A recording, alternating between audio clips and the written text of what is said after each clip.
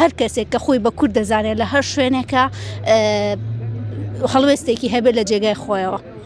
هاوشێوەی سەرجەم شار و شارۆچکەکانی دیکەی هەرێمی کوردستان لە شاری هەڵەبجەش کەمپینێک بۆ کۆکردنەوەی هاوکاری بۆ هاونیشتیمانیان لە ڕۆژاوای کوردستان ڕاگەیەندراوە.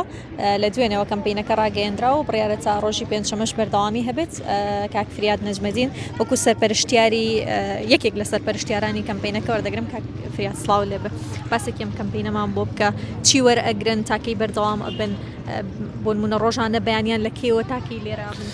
زۆر سوپاسانەکەم لە چوارچێوە هەڵمەتە نیشتیمانی کە بۆ خوشکوبرانمان لە ڕۆژئاوا ڕاگەیەنراوە بەمەسی کۆکردنەوەی کۆمەک و هاوکاری. پارێزگای هەڵەبجەش هاوشان لەگەڵ پارێزگاکانی دیکە و بە سەرپەرشتی جەنابی پارێزگار هەڵمەتێکی نیشتیمانی دەستی پێکردووە بە هەماهەنگی لەگەڵ سەرجەم سێکتەرەکان و بازرگانان و سەرمایەداران و ڕێکخراوەکان هەمووی وەکو دەستەیەک پێکەوە. مەبەست لێی هاوکاریکردن کۆکردنەوەی و هاوکاریانەیە، هاوکاری چی مادی بێت، پارە چی کەلوپەلی خۆراکی بێ وشکە لەگەڵ کەلوپەلی ناوماڵ لە فەرش لە بەتانی لەوانە لێرە لەم کەمپینا کۆ ئەکرێتەوە. دواتر بە شێوەیەکی حەملەیە نەقلی ڕۆژئاوا دەکرێت. کەمپینەکە لە ڕۆژی دووشەمەوە بەردەوامە تا ڕۆژی پێنجشەمە بەردەوامە بێت. بەدەمەوە هاتنی هاوڵاتیان چۆنە؟ ئەلحەمدولیلا زۆر باشە و هاوکاریەکان زۆر باشن، چ لانی مادی بێت، چ لای کەلوپەل و پێداویستیەکان بێت.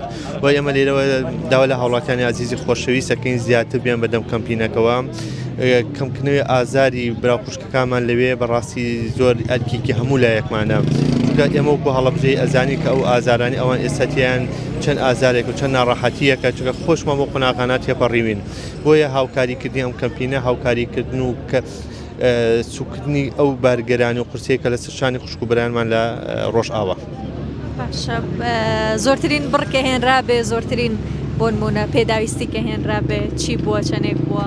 ئێمە هاوکاریەکان لێرە سەرمایەداران بە سوپاس بۆ زۆر هاوکارن لە ژووری بازرگانی و کۆمپانیەکان لە سەبەتەی خۆراک، لە هاوکاری مادی و کەمترین پاریش منداڵ ئەبینی زۆر جێگەی دڵخۆشیە هەیە. 250 تەبیع کە لە باخەڵاتی هێنێ لێدایێنێت تا زۆرترین ڕێژی پاریش کە لێرە وەسەلەی خۆراک کەلوپەل هەمووی سوپاس بۆ خۆ هاوکاریکی زۆر باش کەمپینەکەن. زۆر سپاس دەکەم. لێرە سێ خێمەدانراوە، لە خێمە یەکەمە پارەکە وەرەگیرێ و خێمەکانی تریش ئەو با بڵێن پێداویستیانە وەرەگیرێت کە هاوڵاتیانەیەنن. کەمێک پێشێستا خۆ پیشاندان بوو، گردبوونەوە بوو، لە گردبوونەوەکە داوایان لە هاوڵاتیان کرد کە بەشدار بنجا. ڕێژوان هاوڕێی منە لە گردبوونەوەکانیشا بوو. ڕێژوان سڵاو لێ بێ، باڵای کوردستانەوە هاتووی بۆ پاڵپشت. سڵاو لێبێ ئەمەلگیان، سڵاتان لێبێ بەخێر بن. بەڵێ ئەمڕۆ ئێمە وەکو خەڵکی شاری هەڵەبجە وەکو کوردێک پاڵپشتی و پشتیوانی خۆمان بۆ کوردانی ڕۆژاوا دووپات کردەوە. بێگومان ئێمە هەر کەسێک لە هەر شوێنێک بێ، کوردێک بێ، خۆمان بە خاوەنی بست بە بستی خاکی کوردستان نەزانی، ئیتر باشوور بێ، ڕۆژاوا بێ، ڕۆژهەڵات هەتا باکوور، هەمومان هەر کوردی. جاوە چیە لە خەڵکی لێرەوە؟ بێگومان ئەمە بابەتێکە پەیوەندی بە بەتاکی کوردەوە، جیالەوەی کە تۆ بابەتی دینی و بابەتەکانی تر بخەرە ئەو لاوە. ئەمە بابەتی خاکە، بابەتی نەتەوەیە، بابەتێکە کە تۆ خاکە داگیر کراوە، خاکە یعنی کوردەکانمان شەی دەکرێن، خوشکەکانمان برایانمان.